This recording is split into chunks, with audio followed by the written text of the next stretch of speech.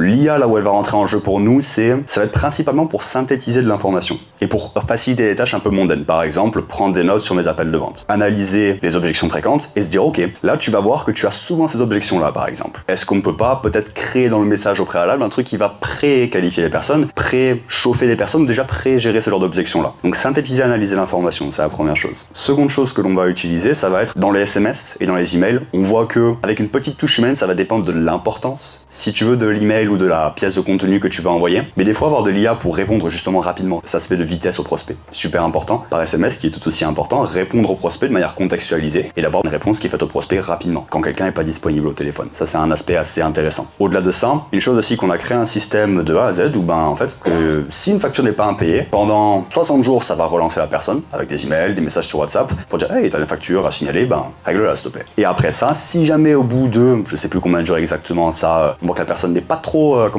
collaborative, on envoie ça automatiquement sur une entreprise de recouvrement par exemple. Donc ces petits endroits-là peuvent être assez pertinents et tu gagnes pas 10 heures par semaine d'un jour, c'est tu gagnes 30 minutes par-ci, 30 minutes par-là. Et mine de rien, ça se transforme en des heures et des heures.